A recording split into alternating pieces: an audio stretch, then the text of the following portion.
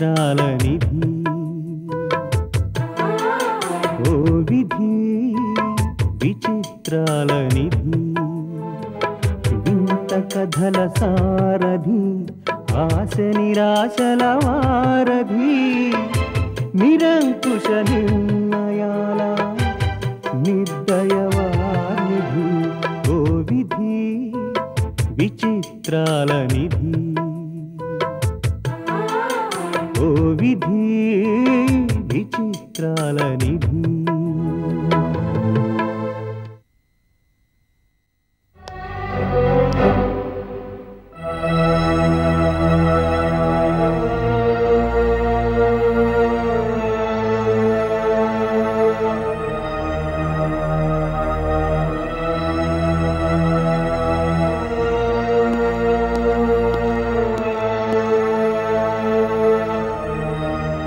భార్గవి,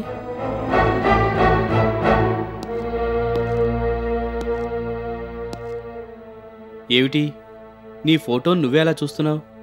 అబ్బే ఏం లేదండి. నాకు తెలుసులే నువ్వెందుకు అలా చూస్తున్నావో. ఆ ఫోటోకి నీకు చాలా తేడా ఉంది. ఒక్క మాటలో చెప్పాలంటే నువ్వు ఆ ఫోటోలో ఉన్న భార్గవి కాదు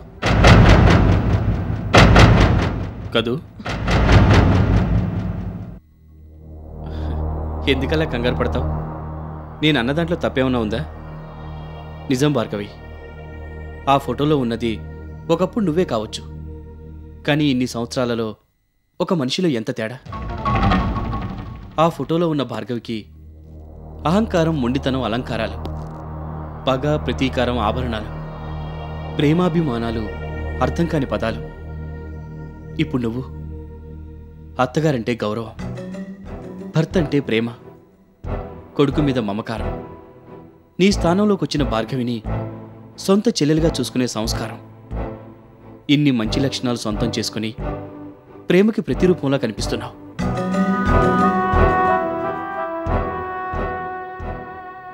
ఏంటలా చూస్తున్నావు భార్గవి? నేను చెప్పేది నిజం కాదంటావా?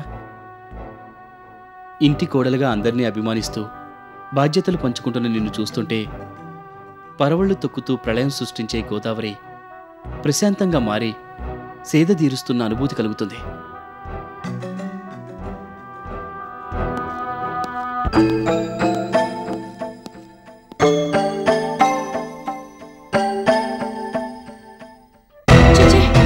ఈ ఎలక్షన్ కాదు కానీ ఎక్కే గుమ్మం దిగే గుమ్మం అని తిరగలేక చేస్తున్నాను. అడ్డమైన వాళ్ళని బతిమాలాల్సి వస్తుంది. అంత కష్టంగా ఉంటే తిరగడం మానేసి హాయిగా ఇంట్లో కూర్చోండి పరమేశ్వర. ఎవరొద్దన్నారు? ఈ క్షణంలోనే డ్రాప్ అయిపోండి. అదేంటి అలా అనేసావు?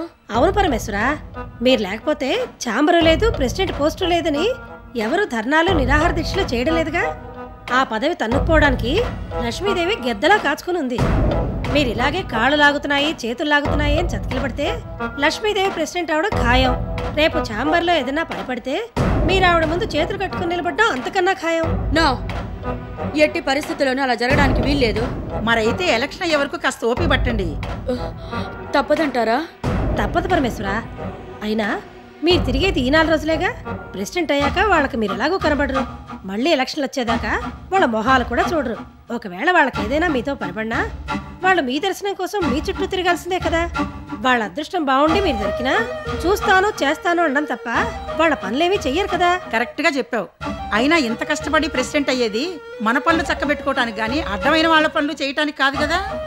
అవును పరమేశ్వర, మీరు ఛాంబర్ ప్రెసిడెంట్ అయ్యేది లక్ష్మీదేవిని దెబ్బతీయడానికే కదా. ఇప్పుడు వెనకడిగేస్తే ఆ అవకాశం కాస్త పోతుంది. అది ఫస్ట్ పాయింట్.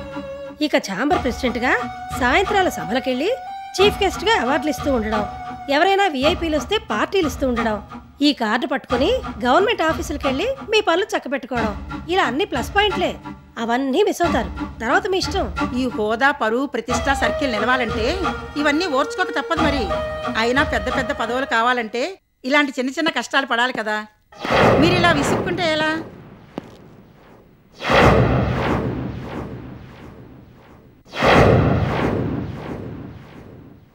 ప్రేమ పక్షుల్లో ఒకటే వచ్చింది, రెండోది ఎక్కడ తిరుగుతోందో. ప్రియుణ్ణి వెతుక్కుంటూ తిరుగుతోందేమో పరమేశ్వరా. ఎక్కడ తిరిగినా చివరికి ఇక్కడికొచ్చి వాలాల్సిందే కదా. లేకపోతే ఈ పక్షి విరహంతో వేగి వేగి మాడిపోతుంది కదా. ముసలి పక్షికి విరహం కూడానా పరమేశ్వరా?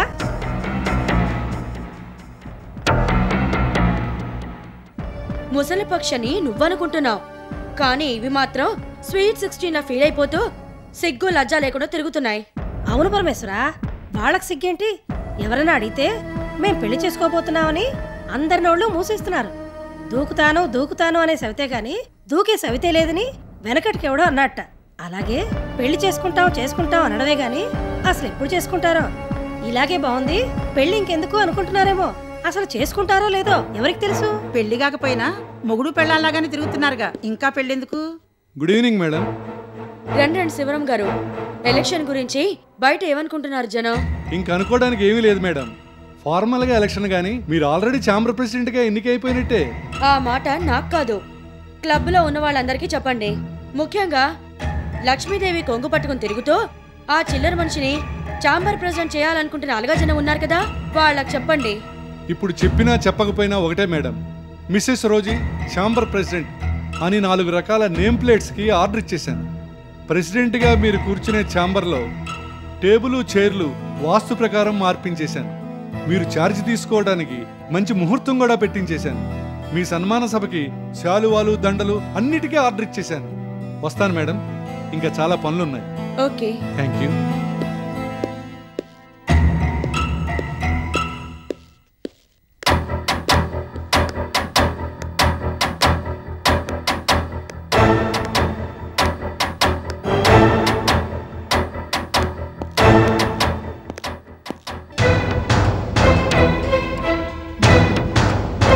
కమాన్ లక్ష్మి.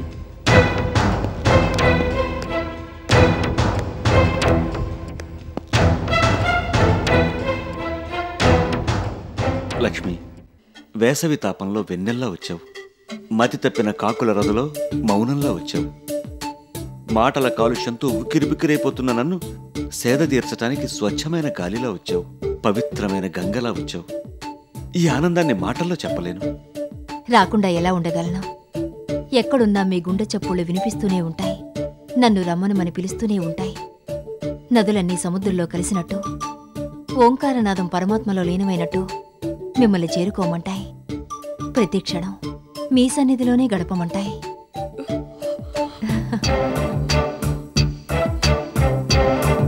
మనసులో మాటని ఎంత అందంగా చెప్పావు లక్ష్మి. ఇంత గొప్ప ప్రేమికురాల్ని ఇంతకాలం దూరం చేసుకున్న నేను ఎంత దురదృష్టవంతుణ్ణి. లక్ష్మి, ప్రకృతిలో అందాలన్నీ నీ కళ్ళలో చూస్తూ, సుస్వర సుమధుర సంగీతాన్ని నీ మాటల్లో వింటూ, ప్రతి క్షణం నీ వలపు తలుపుల జడివానలో తడిసి పరవశించిపోయే భాగ్యాన్ని ప్రసాదించుదేవి. అవ్వా అవ్వా, కళ్ళల్లో కళ్ళు పెట్టి చూసుకోవడాలు, మాటల్లో పడి మైమరిచిపోవడాలు, వలపులు తలపులు. అబ్బో, ముసలి ప్రేమ మరింతగా ముదిరి పాకాన పట్టట్టుంది పరమేశ్వరా. వీళ్ళ వరుస చూస్తుంటే నిజంగానే పెళ్లి చేసుకునేలా ఉన్నారు. చిన్నోర్మి, అది మాత్రం జరగనివ్వను. మీరు అమర ప్రేమికులు కాదు, ఇది పబ్లిక్ పార్కు కాదు. ఇక్కడ కూర్చుని సరసాల్లో మునిగి తేలడానికి చదువు, సభ్యత, సంస్కారం ఉన్న వాళ్ళ కోసం ఈ క్లబ్ పెట్టారే కానీ బజారు మనుషులొచ్చి కాలక్షేపం చేసిపోవడానికి కాదు. దానికి ఎలాగూ సిగ్గులేదు. ఎదురుగా ఒకప్పుడు భార్య ఉందనే ఇంగిత జ్ఞానం కూడా లేకుండా మరీ బర్తెగించి ప్రవర్తిస్తున్నావు. నువ్వసలు మనిషివా పశువ్వా? అసలు మీలాంటి వాళ్ళని ఈ క్లబ్ దరిదాపుల్లోకి రానివ్వకూడదు. అందుకోసమైనా ఈసారి క్లబ్ ప్రెసిడెంట్ అవుతాను. మిమ్మల్ని పర్మనెంట్ గా లోపలికి రాకుండా చేస్తాను. పెళ్లి చేసుకుంటామని పనికి మళ్ళీ మాట ఒకటి చెప్పి జనాల్ని మోసం చేయడం, ఇలా పిచ్చిగా ప్రవర్తించడం నైతికంగా మీ దిగజారుడుతనానికి నిదర్శనం. అది వలకబోసిన వయ్యారాలు, నువ్వు చేసిన విన్యాసాలు చాలు గాని ముందుక్కడి నుంచి బయటికి పండి, లేదంటే బయటికి పంపించేలా చేస్తాను. లక్ష్మి, సినిమాకి వెళ్దాం అనుకున్నాం కదా, ఇంకా ఇక్కడెందుకు? టైం అయింది, వెళ్దాం పదా.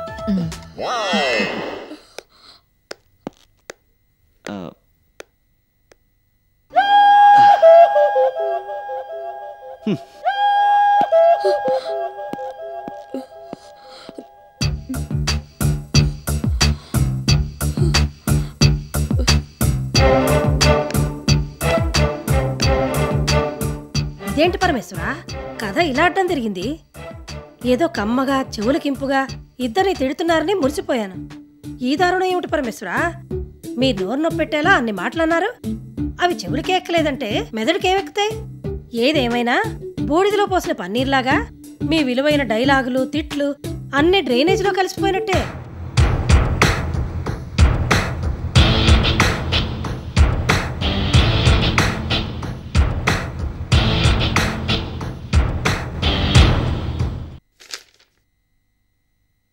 బయట ఇంకెవరైనా ఉన్నారా? లేరు మేడం. ఇంక ఈ రోజుకి అర్జెంట్ పనులేవీ లేవుగా? లేవు మేడం. అయితే సరే, ఆడిటర్స్ దగ్గర మన ఫైల్ ఒకటి ఉండిపోయింది. రేపు ఉదయం మీరు వచ్చేటప్పుడు అది తీసుకురండి. అలాగే మేడం. పంపించాల్సిన చెక్కులు రెడీ అయిపోయాయి కదా, అవన్నీ రేపు మార్నింగ్ డిస్పాచ్ చేసేయండి. సరే మేడం. అన్నట్టు ఆ ఓల్డేజ్ హోమ్ సైట్ విషయం ఏమైంది? గవర్నమెంట్కి రాసాం కదా మేడం, ఇంకా రిప్లై రాలేదు. మనం అలా వదిలేస్తే ఎప్పటికీ రాదు. వాళ్ళకి లెటర్ అందినా ఏ ఫైల్లోనో పడేస్తారు, చూసినా చూడనట్టుంటారు. మీరు లెటర్ రాశారా అని అడిగినా కూడా ఆశ్చర్యపోనక్కర్లేదు. రెగ్యులర్ ఫాలో అప్ ఉంటేనే కానీ అక్కడ పనులు జరగవు. అంచేత వీలు చూసుకుని మీరోసారి పర్సనల్గా వెళ్ళి పొజిషన్ ఏమిటో కనుక్కొని రండి. అలాగే మేడం. మరి నేను బయలుదేరుతాను.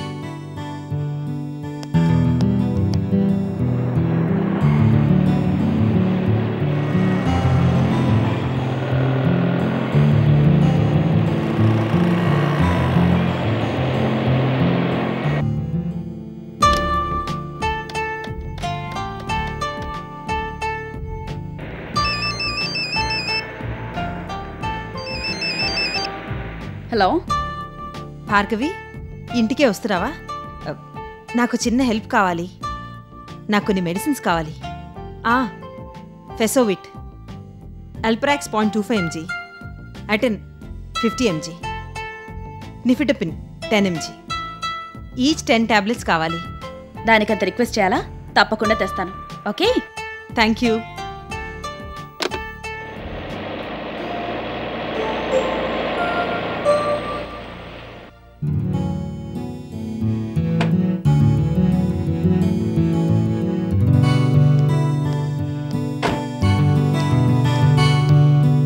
Excuse me. చెప్పండి. Fesovit syrup, Alprax 0.25 mg, Aten 50 mg, nifedipine 10 mg, each 10 tablets. Okay madam.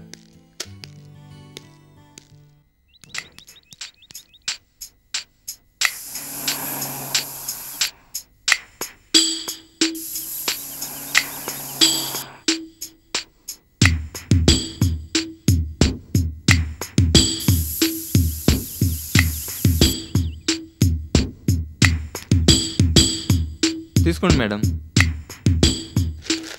Thank you. Welcome.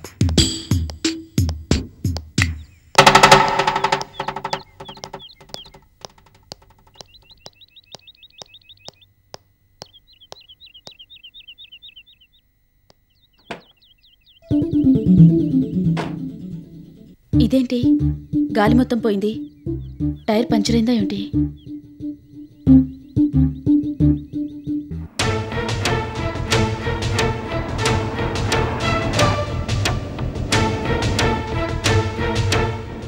Driver, అక్కడ కారు ఆపు.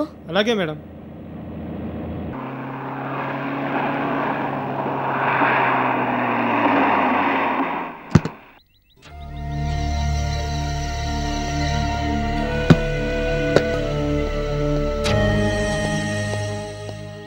What a surprise!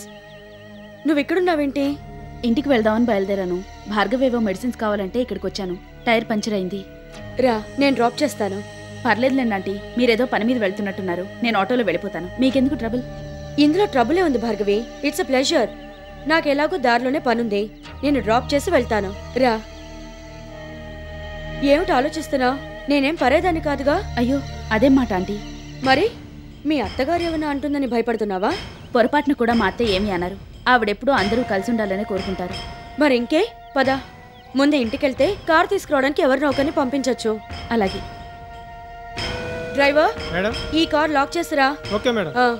పదమ్మా.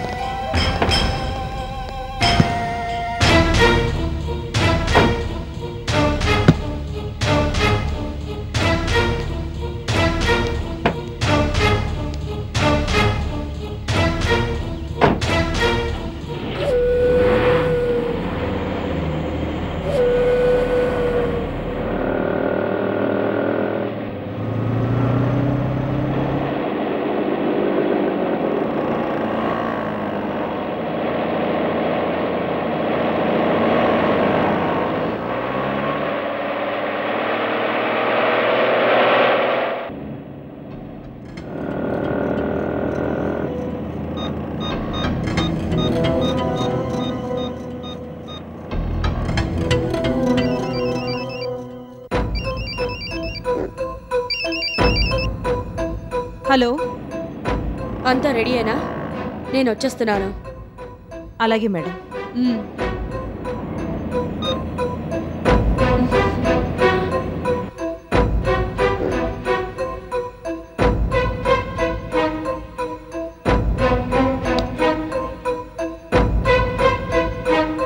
సంధ్య, సంధ్య.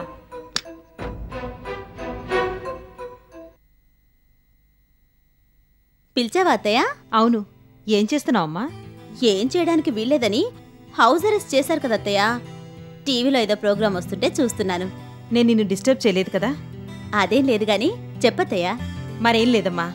ఒక్కదానివే గదిలో ఎంతసేపని కూర్చుంటావు? బోర్ కొడుతుంది కదా, కాసేపు బయటకొచ్చి కబుర్లు చెప్తే సరదాగా ఉంటుందని పిలిచాను.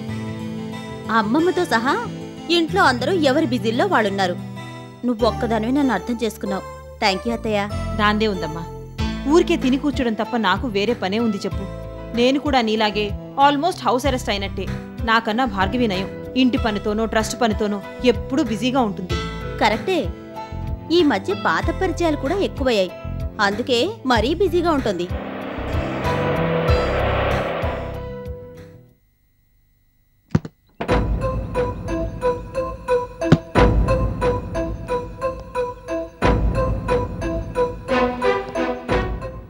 Thanks aunty. దీనికి థ్యాంక్స్ ఎందుకమ్మా? See you. బాయ్. బాయ్.